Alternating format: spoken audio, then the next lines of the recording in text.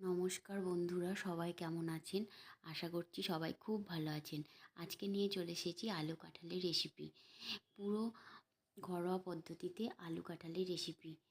তার জন্য লাগছে আলু, কাঁঠাল টুকরো করে রাখা, লাগছে পেঁয়াজ কুচি, আদা, রসুন, টমেটো, ধনেপাতা, জিরের গুঁড়ো, ধনে গুঁড়ো, লঙ্কা গুঁড়ো, তেজপাতা, গোটা জিরে।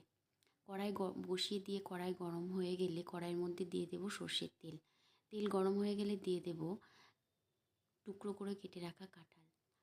দেওয়ার পর একটু নাড়াচাড়া করে নিয়ে ওর মধ্যে দিয়ে দেব লবণ আর হলুদ।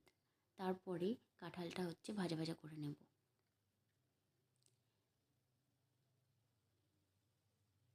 নাড়াচাড়া করতে করতে কাঁঠালটা ভাজা হয়ে গেছে, তুলে রেখে দেব।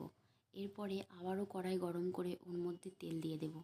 তেল গরম হয়ে গেলে তেলটা নাড়াচাড়া করে নেব। এরপর দিয়ে দেব টুকরো করে কেটে রাখা আলু।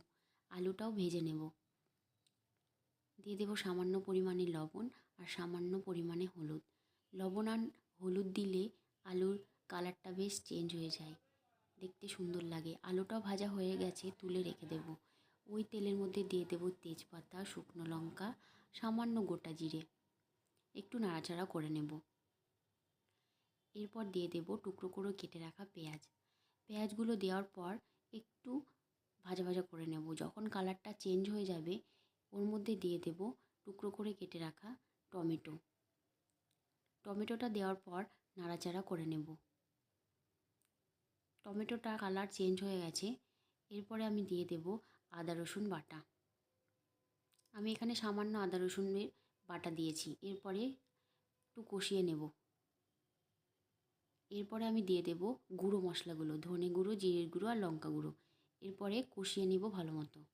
রান্নার ভিডিওটা স্কিপ না করে পুরোটা দেখতে থাকুন, আশা করছি ভালো লাগবে। মশলাটা কষানো হয়ে গেছে, ওর মধ্যে দিয়ে দেব আবারও সামান্য পরিমাণে হলুদ আর সামান্য পরিমাণে লবণ। এরপরে আবারও কষিয়ে নেব। সামান্য দিয়ে দিলাম একটু জল।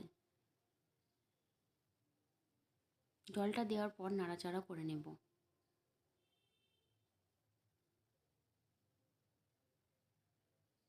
নাড়াচাড়া করতে করতে টমেটোটা এমনিই গলে যাবে। একটু খুন্তির সাহায্যে একটু ভালো মতো নেড়ে নেব। দিয়ে দেব ভেজে রাখা কাঁঠাল আর ভেজে রাখা আলু। এরপরে মশলার সাথে কষিয়ে নেব।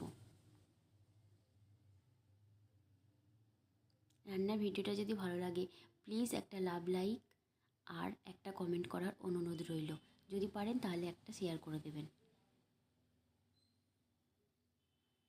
আলু আর কাঁঠাল মশলার সাথে কষিয়ে নেওয়া হয়ে গেছে।